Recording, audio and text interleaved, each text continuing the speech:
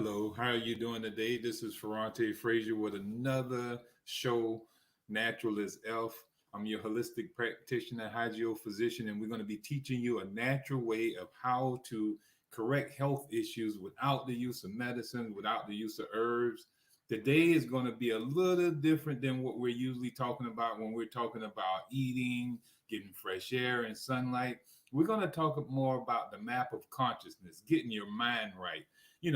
Health is not just physically, it's also mentally and spiritually. That's what makes a whole person. When you're sound mentally, you're sound physically, and you're sound spiritually. I want to first thank ATR Media for allowing us to have this show, Natural as Elf, every Tuesday at 6 p.m., where we come live to you, teaching you concepts and means that will help you get to be the ideal you or the optimum you. And that's what each one of us want to come. We want to advance ourselves. We want to share information to advance ourselves into greater beings. We want to be greater being. We want to be great, being greater. So it takes awareness. It takes, a higher consciousness for you to become better than what you are. Right now, you're in one state of consciousness, and we have to alter that consciousness to a higher being, and then you become higher. And that's what we're going to be talking about today. I'm going to introduce you to the map of consciousness to show you where are you located. Now, when we're in this conscious state, it's different conscious levels in every levels of our life. But when we add up all those levels together, then we find out where we're at. And we're going to expose you to some of these different, we're going to expose you to the map of consciousness, every level or state of being in this conscious state. And you can see where you're located. We're also going to be talking about, introducing you to the brain as the seat of the consciousness. Consciousness is what we all have. Some of it is distorted, and some of it is undistorted. We're seeing it as things truly unfold in life. We're seeing what we call reality. But some of us are not living in reality because our life is distorted. We're living in low states of being. And this is where we're going to talk about being in higher states of being. Hey there, sis. Glad you're here. And all those who are listening, I want to thank y'all too for being a part of this and coming every week, supporting the ATR Media platform, All Things Relevant. Go there right now and hit like and share All Things Relevant. And if you're unable to get it on Facebook, if you don't have a Facebook, they're also on YouTube. All Things Black Media as well, and see us live and stream there also. All right, and so we also going to be talking about, am I successful? Well, we're going to give you like 9 rules on how to be all about how to control success in your life. All right, so let's get started up here. We're going to be talking first about the map of consciousness. In the map of consciousness, we got a high level of consciousness and we have a low level of consciousness. So there are levels that are really low. Now, let me get you to understand consciousness. Consciousness we all have. It's like a light. We all have this light, but it's like a headlight. When it's unblocked, no bugs on it, and it's clear, it shines so bright that you can see everything in front of you. But at times when bugs get all on it and it gets dirty, mist, and all type of other things get on that bulb, it tends to be distorted. The light don't shine forth as bright anymore. So there'd be a distortion. You don't see a true image. You might see bug images and think that that's reality, that there's a big bug in the road, because the shadow is putting it off because it's on your bulb. So you're not actually seeing reality. You're seeing distortions, distorted images. You're getting distorted messages. So consciousness in yourself is your bulb, your light bulb. And when it's unrestricted and not blocked or anything like that, you can see life as it's really happening, as it is real. All reality going on right then. But if there's any distortion, that's coming from being at a low state. And we're going to look at these low states. Now, consciousness in the lower states, we're going to say it start off with shame. Shame is going to be the lowest state of existing.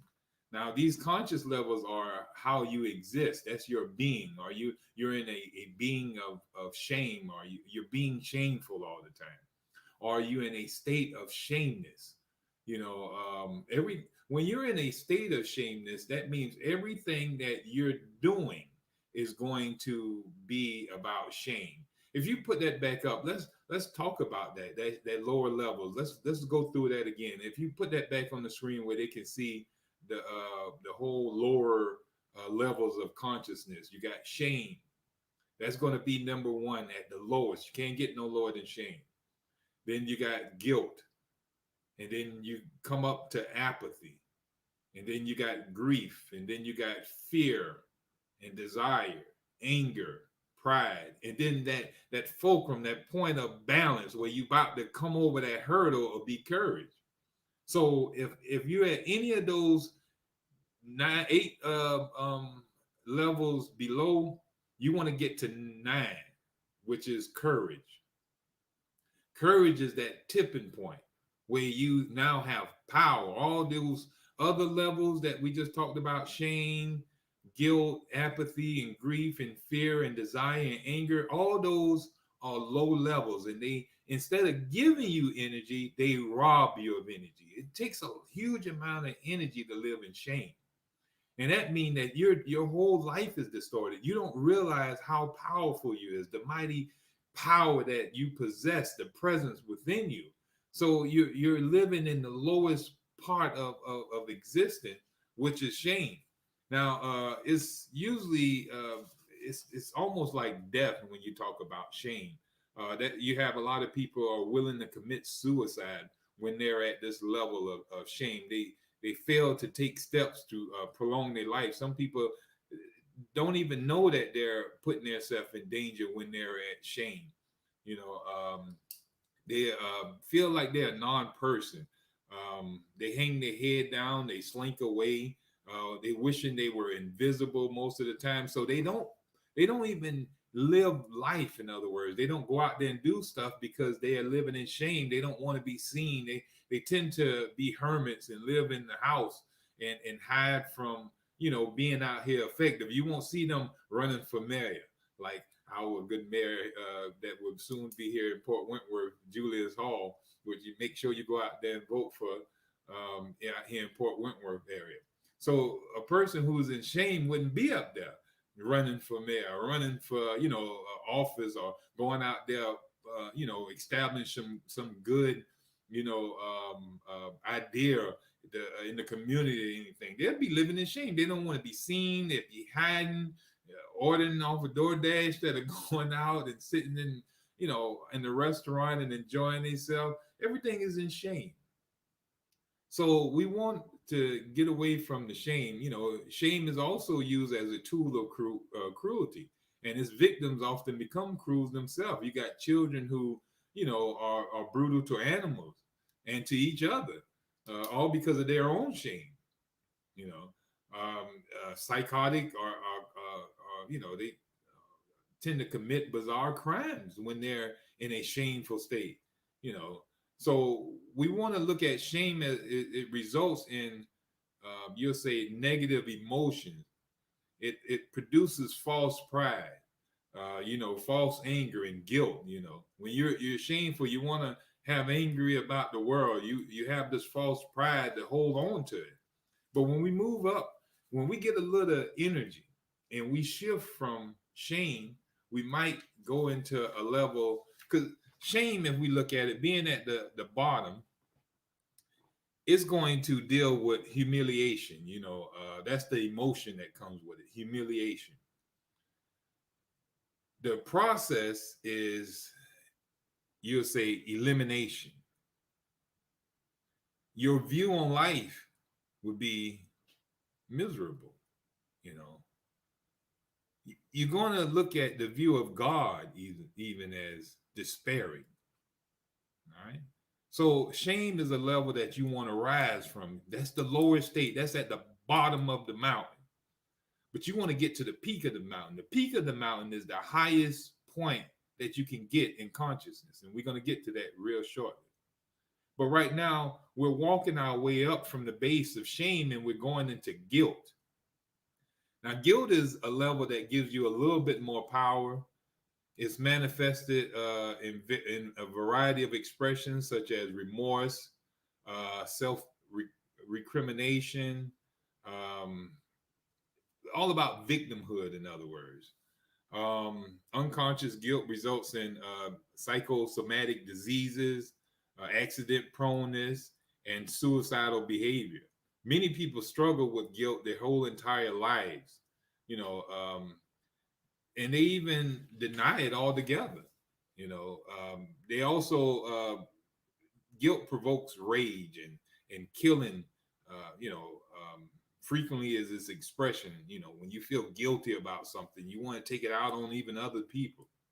And our uh, look at capital punishment, for example.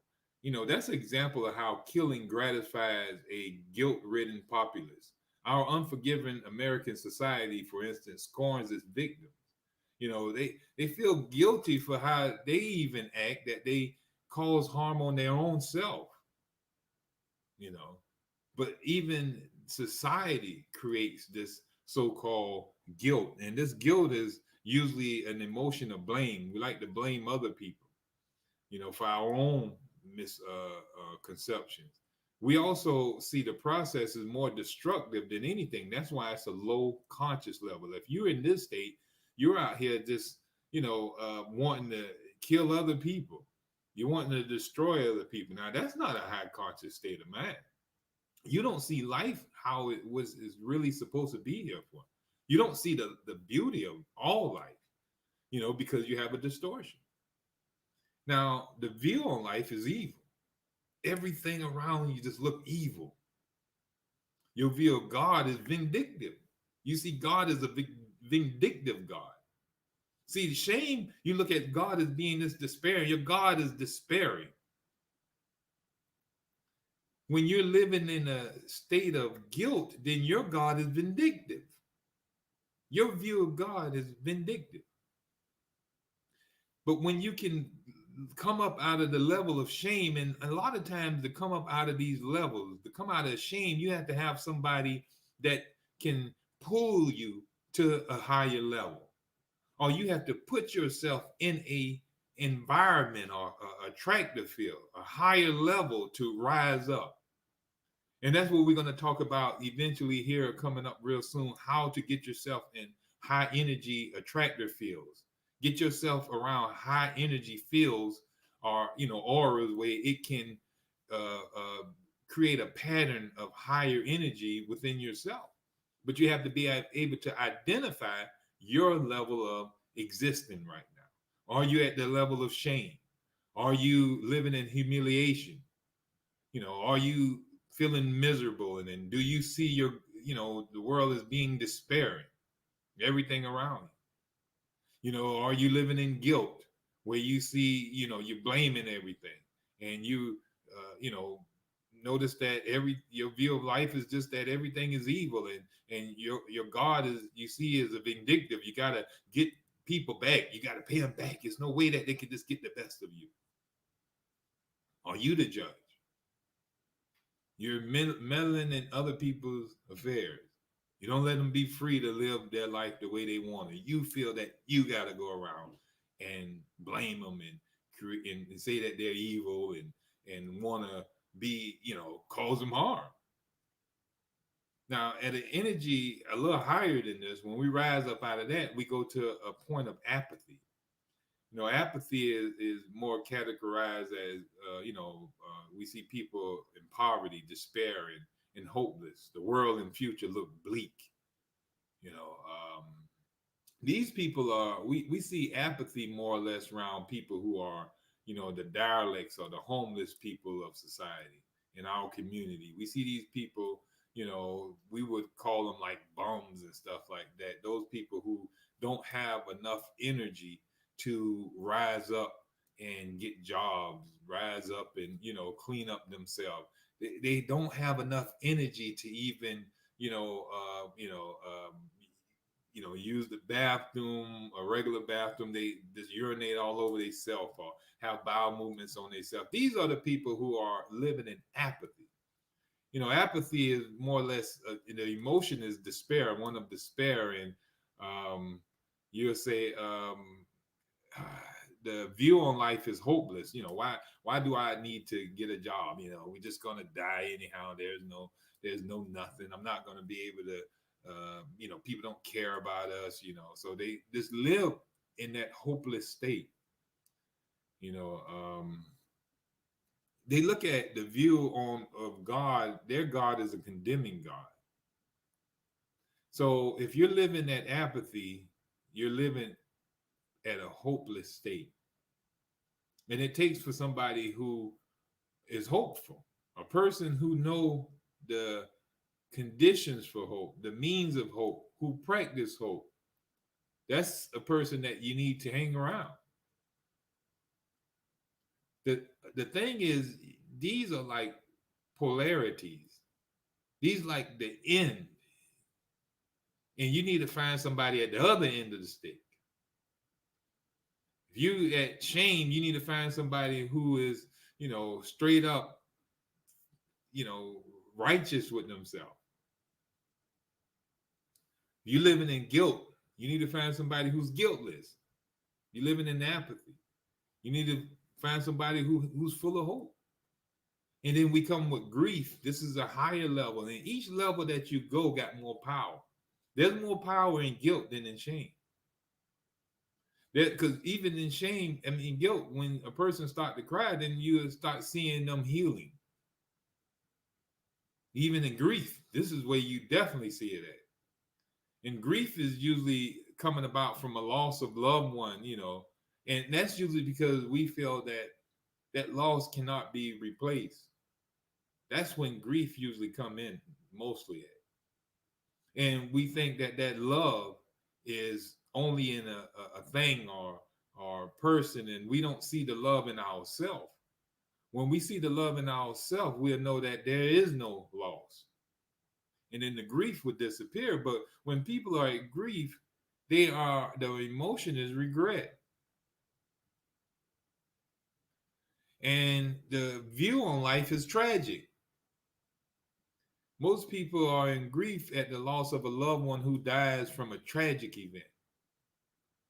People who die natural deaths or old and stuff like that, we tend not to be in so much grief. We have a little grief, but it's able to overcome. But when we're constant in a state of chronic grief, it's usually from some tragic situation or what we view to be tragic.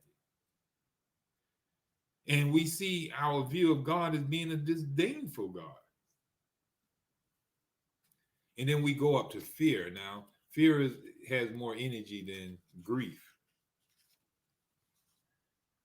Now, fear runs, most of the world.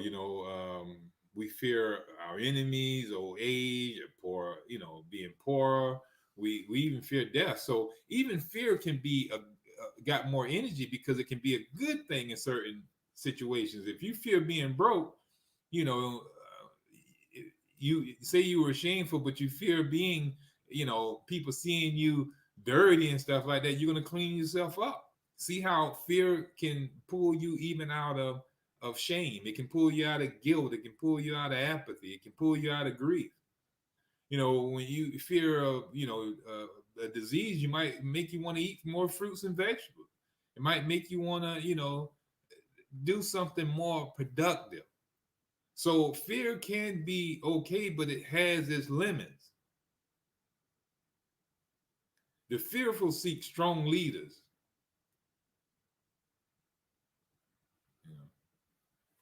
So different things can hinder us.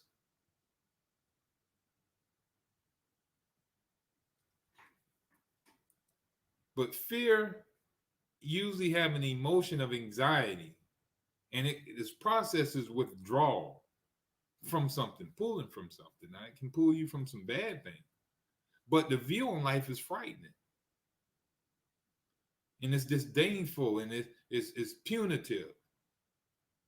You see, God is punitive at a level of fear. Your God has no power to protect you. It has no power to, do anything for you. So you fear. You're living in fear. But when you come up out of fear, then you start, for you to get out of fear, you got to develop a desire for something. You got to desire change. And desire is like a craving. Now, advertisers and the media, they play on our desires. It drives us. Like these songs out here, we start listening to the song that say, I got money and rims and stuff that make us want to go out there and get this stuff. So a lot of that desire that they bring to us, we desire to have the girls, we desire to have the cars, the big houses and things like that. So some of these shows, the reality shows, show us these big houses. We see these rappers and all these people with big cars, nice cars and stuff. It makes us desire to have those things. And when that desire comes, it gives us more energy to possibly move and make that, become a reality. But that desire is a craving, and it becomes enslavement. And then if it don't happen, it becomes a disappointment. When we can't have that big car, or all those girls, or all those guys, or all the jewelry and all those things, depending on our desire. It's still a distortion. We see God as a denying God when we're in always a state of want. That desire is always craving, you always wanting. So you see God as a denying God. He denying you the things. Why can they have this and I can't have this? So we go up the ladder to anger. We become angry now. And that creates an emotion of hate. And we see now God is a vengeful God. Only until we take pride. Now, pride is even a higher state. And a lot of us may see ourselves as pride. Because you can, when we come together, we take pride for our community. We, go join the military, become Marines, and have pride for our, country. So pride at a level can be very good. It just has its limits as well. The prideful, according to certain scriptures in the Bible, it talks about,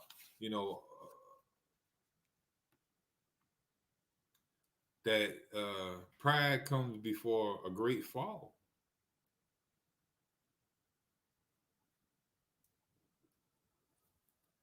You got armies that will slaughter people all because of pride. You have some people who will not ask for help because of pride. You got people who will kill people because of pride.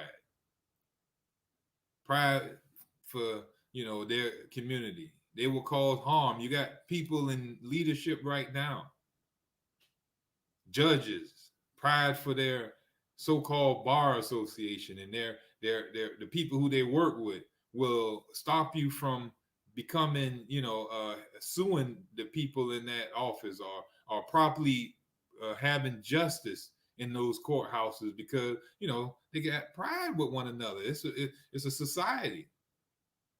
The bar association is a society. All of them work together. And you come in there talking about you're going to sue one of them to another one. That's like going to complain to two best friends that you're going to beat up the other friend and you asking him for help. Not going to help you. They got pride for one another. They pride won't let them cause harm to. Where they going to be at later? They're not going to go out to eat with them and drink with them and hang out at parties with them and stuff like that, knowing that they're called. That's pride. And that's not just there, that's in many areas of our life. We'll let pride hinder us a lot. We go hungry because our pride won't let us ask for some food. We won't go stand in the line to get free food, or go to the church and stand at the back door and get food, or go to the Salvation Army and or Goodwill and get clothes because of our pride. So pride is demanding when we look at the view of life. It's scorn. And we look at God as indifferent. But when we get up to a higher level, when we get to that tipping point where we're at the point of courage, courage is that tipping point where now we're going into a higher level of existence. We're no longer existing at these lower levels. All these lower levels are vibrating low. We're not really being. We're not really being who we really are at shame. We're not being who we really are when we're in guilt, when we're burdened down with apathy. We're not who we really are when we're in grief, when we're in fear, when we're desiring. We always in want. That's not who we really are. We're not when we're in anger and we're so prideful. Those are not truly who we are. And we're not really truly being. It takes for us to go to a level of courage. Courage is where mankind almost is at right now. But I think we just fell back down into fear and anger and all because of this COVID situation that they threw out there. It brought this fear of this thing on us, and I mean, it got a lot of people operating from that level of fear too right now. Fear of something that's not going to even bother them.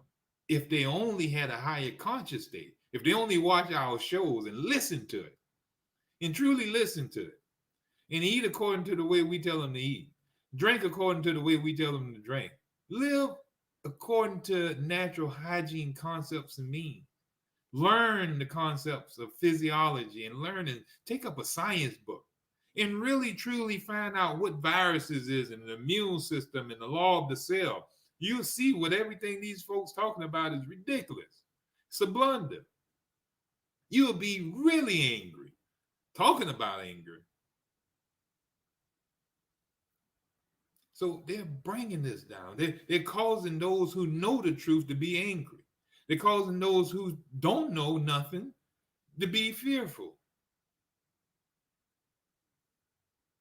And they got so much pride. A lot of them, man, you can't tell them nothing. I'm a doctor. I'm a nurse in the hospital. Their pride won't let them really sit down and listen and talk to you. Some of these officials, they call themselves mayors and judges and all type of stuff. They're too good to talk to other people. Unless you're a medical man. And that's why we're suffering. Our pride won't let us really learn a thing. So when we can have mass conscious drops, the mass conscious of all the people, the collective conscious of the world is at a state of below courage right now. We don't have the courage to stop these people from jabbing us with poison. We don't have the courage to eat fruits and vegetables and drink water. We were doing great. We was coming out of all this eating meat. We were exercising. We were feeling great. And the people saw this. I'm telling you, we even see this in the Bible, where every time the people started doing good and was building themselves up and was reaching their God state, someone would come and knock him down, mix them up, change their communication, change their languages, interfere with them, have them fussing at one another, just separate them, create ism and schism. And they would fall back down to the bottom. And that's what's going on. We have to be able to become lights, unrestricted, where we can really truly see what's going on. If we operating from fear, we can't see what's going on in this COVID. Because we're too fearful. We're scared to come outside. We're gonna go and get the vaccine soon as they, got it. But we're unwilling to listen because the television is scaring us to death. And we don't even see that they're talking about it's not working. They can say it up there. Hey, the COVID shot cannot protect you from the COVID. And then in the next, hey, you got to take it.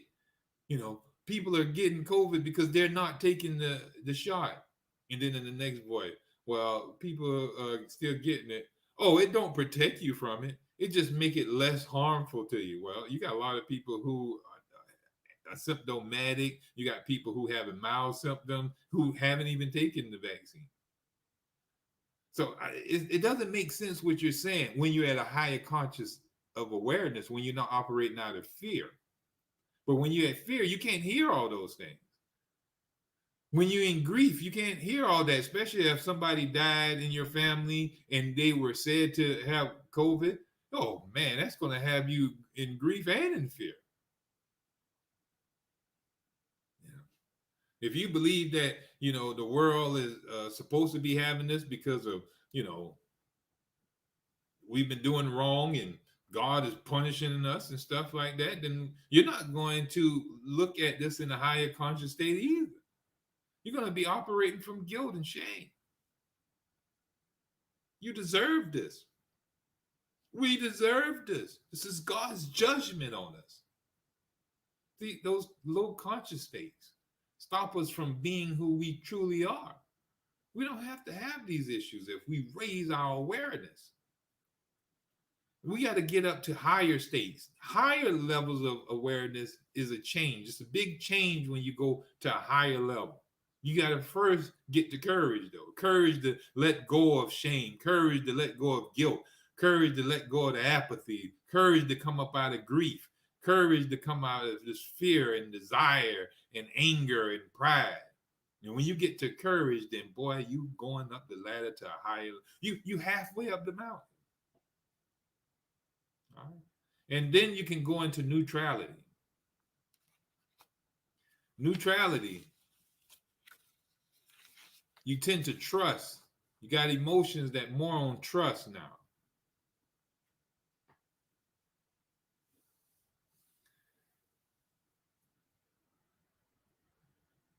You're no longer one-sided on things. You're neutral. Just like in martial arts. If you ever taken martial arts, and they would tell you that, a rigid position becomes a point of vulnerability. A rigid position becomes a point of vulnerability. That which don't bend will soon to break. You got to be able to bend sometime if you don't want to break. So this neutrality doesn't have you, hey, it's my way or the highway. And that's what most of our society and our communities are. But you got some of it bending now. You see it way even in I'm not saying I advocate any of this stuff, but teach his own. When you're saying you're feeling neutral about it, but even certain things are saying, hey, people can have 2 ounces of marijuana in Tybee Island now. You can have a certain amount here in Savannah. I guess they're doing that for the so-called tourists because I guess they're saying they want to smoke. But here it is, they're becoming neutral. No more judgmental, judging people on how they're living their life. Let their life unfold on their own. You just be an implement of your higher conscious self. Be a light. If that is bad and you're not doing it, then hey, let it be seen through your living. You don't have to go beat them people up about what they're doing. Allow. You're wasting energy interfering with those people's lives in their world. Let them do their thing. It's not causing you no harm.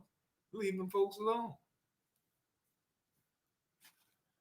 Now, also we go up to when we look at neutrality, it's enabling. We see God as an enabling God. Our view on life is very satisfactory. We see neutral about situations is we not letting anything create emotions in us. So we conserve ourselves. We're not fearful. We're not angry. We're not living in grief, guilt, or shame like that. We're neutral about anything. Whatever happens, hey, it is what it is. Paul said, hey, I know how to be content with money or without money. I know how to be content with food or without food. This is Paul in the Bible when he was writing. He said, I learned to be content in all things, neutral. You save a lot of energy like that. But when you come out of neutral, you start to have willpower. And all this is bringing up your energy. There's more energy every closer we get to the peak. Every step we get closer to the peak of the mountain. There's more energy allowed to us because we see more now. Because we're wiping the bugs off of our our light bulb, and so more light is being cast forth out. That means we get a more clearer image of what's in front of us.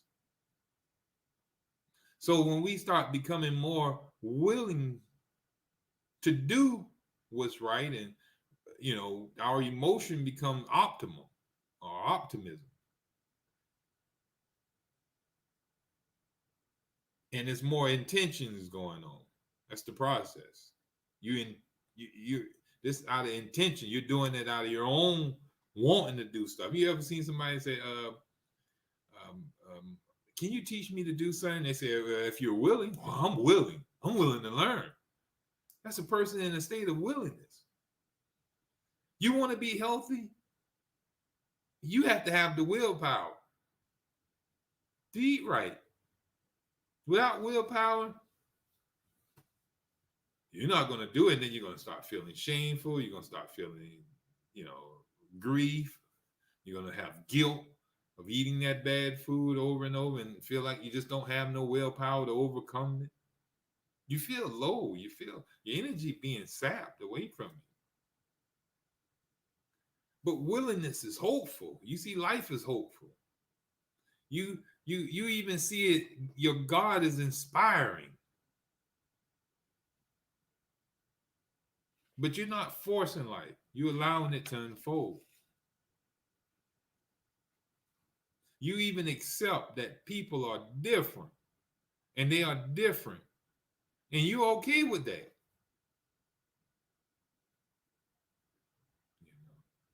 But when we go up even a higher level, we go to a level of reason.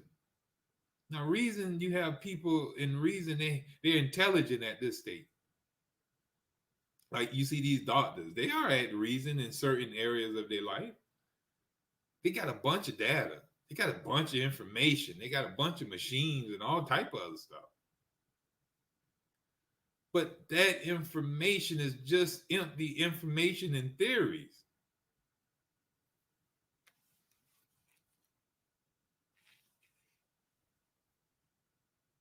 And they have too much pride to let a holistic doctor come in there and teach them something when they done studied in their colleges for hundreds of years and done, operated and saved people's lives with the knives and stuff like that. They are unwilling to hear about new means and old means that can properly prevent those things, prevent the sicknesses in the first place. And then when it do come, a proper way to get rid of it. But their reason, all their data prove wrong. All this 111 index, this and that, all this talk. We can have 10 different people up here talking, and each one of them, if they operate from a level of reason, we're going to agree with every last one of them. It's going to sound so good. So all philosophical arguments sound convincing on their own when you have a person who's presenting it at the level of reason. At reason, you view life as meaningful, and you see God as a wise God. Your emotion is understanding, you know. But the level that we get to above reason is love. And that's where you go from science to spirituality. These doctors, they operating out of reason, but they know nothing about spiritual power. This way holistic doctors come in at. We go past the so-called science sometimes of the medical science. Now, God science is ever present. That's all in all. But even this data, the things, we go past some of the stuff we see. You know, we see people throwing up. It look like they're sick. But to us, we know that that is the body throwing out toxin. If the fever go up to a medical doctor, we need to fight that. Oh, the person is suffering. But to us, we know that that's enzymes at work in the body trying to neutralize and throw off some toxins. When somebody sneezes, oh, stop the sneeze. If they coughing, oh, stop the cough. If they having a diarrhea, oh, stop the diarrhea. To us, we know that that's a healing process going on. So there's different reasoning going on.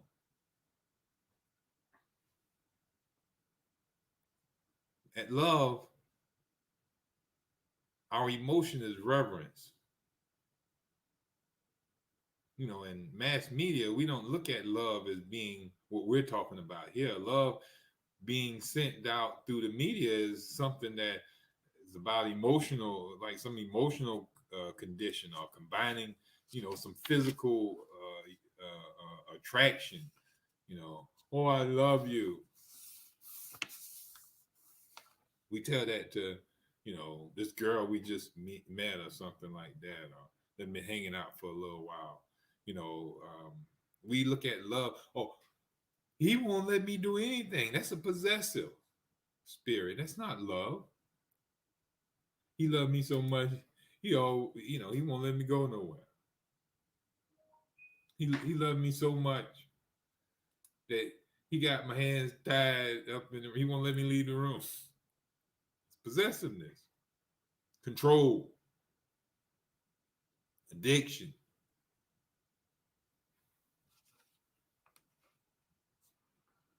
Eroticism and novelty.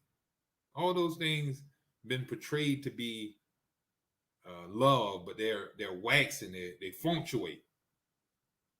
But love, a true love, emanating from the heart. Now, love is not a thought or anything like that. It's not a concept of the mind. It's from the heart. It doesn't come from the mind. It's not intellectual. It emanates from the heart, though. And it's unconditional, it's unchanging, and it's permanent. It don't go away. Whereas you can, you know, have this feelings for this one person and it disappear. That's not true love.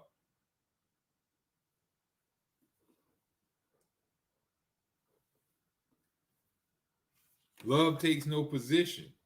You know, it tends to, when you at a state of love and there's an issue, it takes no position. It tries to find,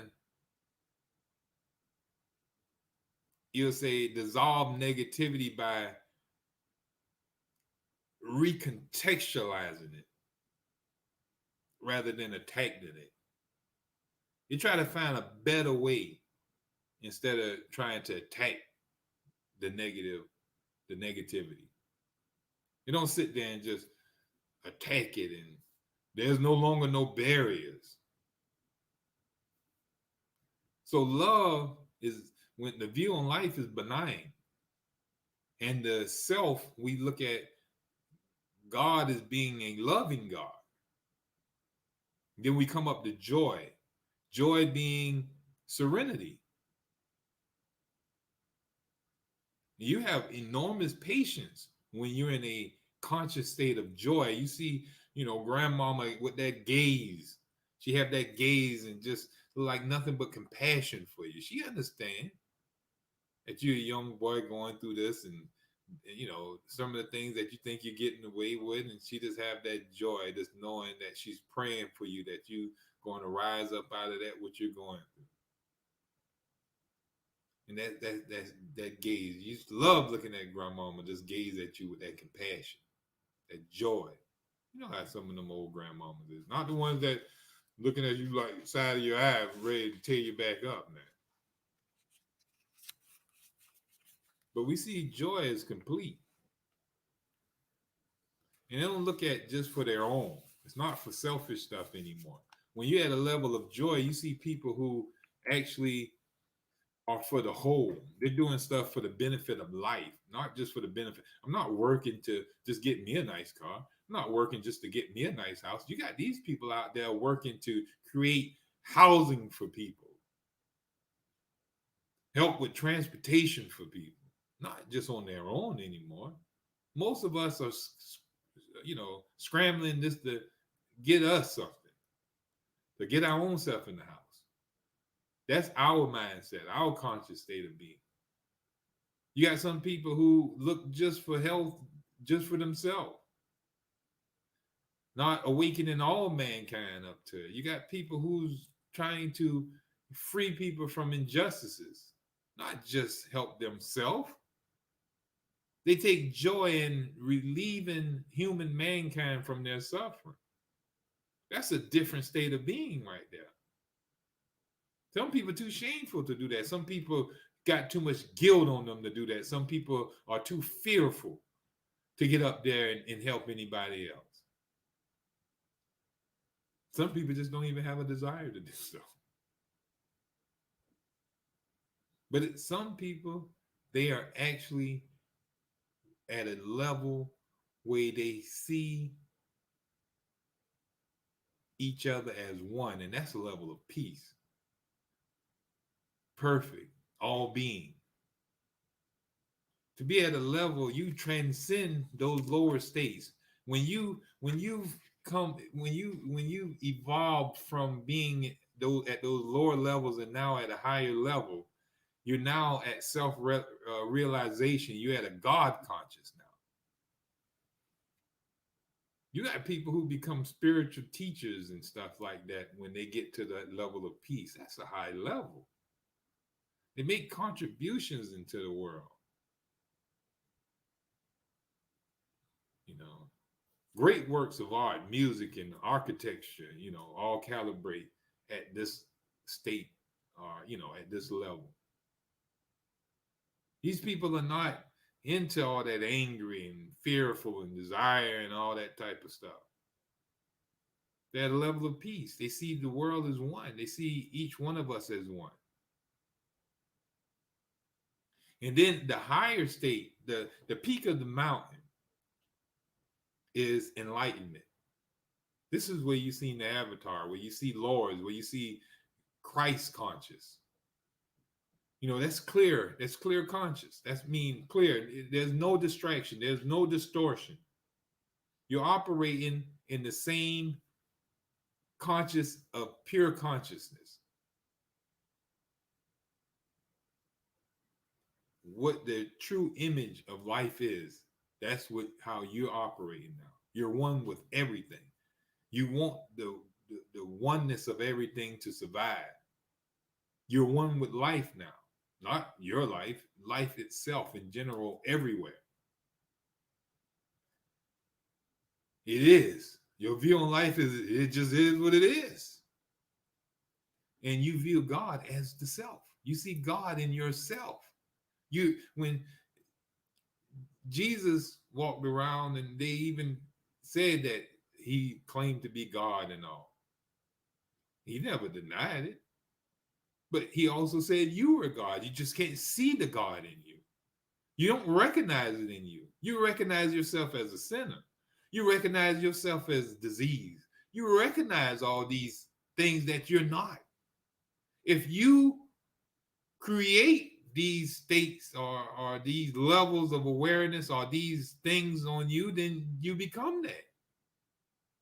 But when you release all these lower levels away from you and you allow and see yourself as God sees you and see yourself as God, you are that reflection, then you will imagine from the highest consciousness. You'll operate from the highest consciousness. You'll see from the higher consciousness, but you have to evolve from all those levels. Now, how do you evolve from those levels? These people who reach enlightenment left attractor fields out there for you to learn. Christ left Christianity. You had the Buddha left Buddhism. Krishna left Hinduism. You had Muhammad left Islam. You had all these higher people who were teaching you how to overcome your lower levels of existing. Come out of Egypt and come into the promised land. Come away from that ignorance, out of that darkness. Jesus said that he even came to be a light to man when they were living in darkness. But it said that they couldn't even comprehend that light. They were so dark, they were so fearful, they were so angry that they couldn't understand love. A dude who came here just to show them love and heal them, feed them, and do stuff, they still had so much hatred for him.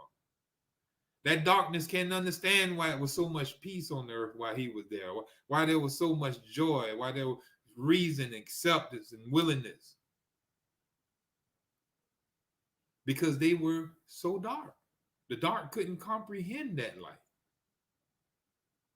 But if you keep constantly putting yourself in the light, that light will overshine your darkness. Find somebody at the other end of the thing. If you notice that you're in grief, or try to find this, put yourself in a bunch of positivity. Back in the day, they said a person would just go into the church and just sit there, and that church would change you. You just go into a church and sit there and learn and be around the high energy in that church, a loving church, a church that is educating their people, bringing up the awareness, teaching you cleanliness. It would awaken in you something. You go to one of these AA classes. If you suffering with addiction and stuff like that, it'll raise your awareness out of that and bring you to start loving yourself, bringing you peace in your life, showing you got to bring you up to the willingness to change. Accept the situation and change it. But you have to put yourself around influential people. Set your environment up for success. Now we look at, not only do we see that this map of consciousness teaches us these different conscious levels and states, we have to look at it as a holographic picture. I had some more stuff I wanted to talk to you about tonight. For some reason, I tend to always build a show a little too long, and we don't have enough time to properly do the full show. So we'll just have to come and do some more later. But this map of consciousness, I want you to look at this conscious thing like a holographic picture. Now, a lot of us know what a hologram is. We look at a hologram, and each one of us looking at that hologram, depending on where we're standing, we're going to see something totally different. If I'm standing this way, I might see somebody boxing. If I come to the middle, it might be somebody waving. If I come over to the other side, somebody might be thumbs up. So it's depending on where I stand in front of this hologram, I'm going to see something totally different. If I'm to the right side, it's going to be distorted from what I see in the middle. If I'm on the left side, it's going to be distorted from what I see in the middle. This is how life is. Depending on where we stand in consciousness, wherever we stand on the map of consciousness, depends on how the world is going to look to us. If we stand at the level of shame, then the world around us is going to look shameful. If we're at the level of guilt, then the world around us is going to look guilty. Apathy, and fear, and desire, anger, and pride, all those lower attractive fields we're going to see if we're standing at that state. If we're at a higher conscious level of love and reason and joy and peace, then that's what we're going to see the world as. That's what the world is going to become. So imagine if every man and woman was operating from peace. Can you imagine what type of world that would be? Imagine if everybody was at the peak of this mountain. Enlightenment. Everybody seeing themselves as God. Man, that'd be a powerful thing. But a lot of the religions, a lot of the ministers, a lot of the people, they're teaching people to look at themselves as disgusting and creating low levels in them. That's why make sure you get a person around you who want to evolve your being to higher awareness, higher consciousness. And don't be scared. Don't be fearful. God wants the best for you. A lot of people make it seem like, oh, you sound like you're blaspheming. No. God wants you to be one with him. And the only way you can be one with him is realizing that you came from him and you are him. You're a piece of him. So when we all get to that higher state of evolving, the higher state of consciousness, we'll see things clearly. We'll see that I am you and you are me. The same presence that is here is also present with you right now. That same mighty presence of life. Life. And when we can see life clearly, undistorted, without the fear, without the shame, without the apathy, without the desire, without the anger, then we'll be existing at a high state of being. And that's where we need to be at. That's where all distortion is gone. That's where all disharmony would disappear from the world. No more hatred, no more killing, no more stealing, no more disease or anything like that. All that would disappear. Wouldn't that be a great day? So it takes for us to evolve higher, become higher in our being. And that's easy for us to do when we put ourselves in high energy fields. High energy fields is being around people who have high energy. Like right now, when it comes to health, I got a higher energy. And I'm not saying this out of